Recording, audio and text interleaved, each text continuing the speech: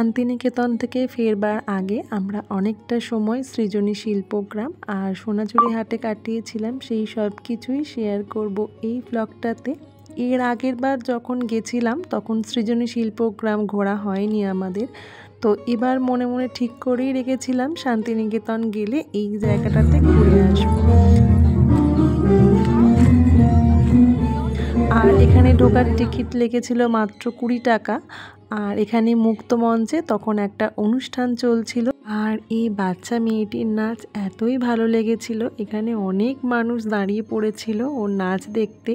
একটু অনুষ্ঠান দেখে আমরা এদিকের জায়গাটা একটু ঘুরে দেখছিলাম। এই জায়গাটায় নানা রকম মূর্তি ছিল, এখানে বাউল গান হচ্ছিল, আর এই দিকটায় সাঁওতালি নৃত্য।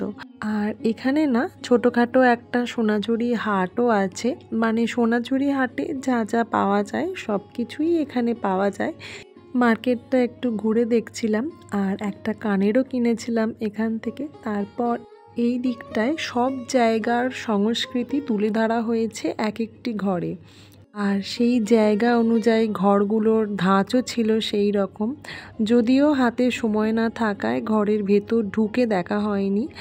আর তারপর এখান থেকে বেরিয়ে আমরা মার্কেটের দিকে গেছিলাম। এখানে আলো লাগানো বেতের এই জিনিসগুলো দেখছিলাম। তারপর আমরা দুপুরের খাবার খেতে গেছিলাম কৃষ্ণাদির হোটেলে। এখানের খাবার দাবার খুবই ভালো ছিল। হয়তো হোটেলের নামটার সাথে আপনারা অনেকেই পরিচিত, কিন্তু আমি এই প্রথমবার খেলাম। তারপর এখান থেকে গেছিলাম সোনাঝুরি হাটের দিকে।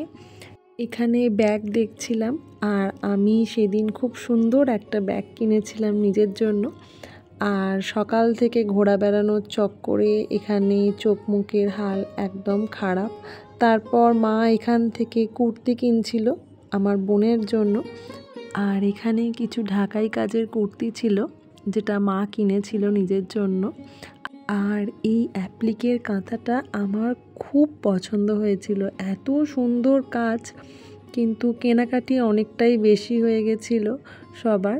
আর আমাদের ট্রেনের টিকিটও ওয়েটিংয়ে থাকতে থাকতে ক্যান্সেল হয়ে গেছিলো, তাই আর লাগেজ বাড়াইনি। তারপর হোটেলে এসে ব্যাগপত্র নিয়ে এখানে একটা ঘর আধা ঘন্টার জন্য নিয়েছিলাম। আমরা একটু চেঞ্জ করেই বেরিয়ে পড়েছিলাম স্টেশনের উদ্দেশ্যে। আর আগের বারের মতোই ফেরার সময় খুবই খারাপ লাগছিল মনটা, কারণ এটা আমার খুব প্রিয় একটা জায়গা, কিন্তু ফিরতে তো হবেই।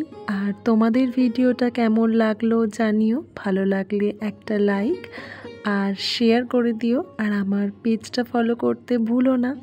টাটা।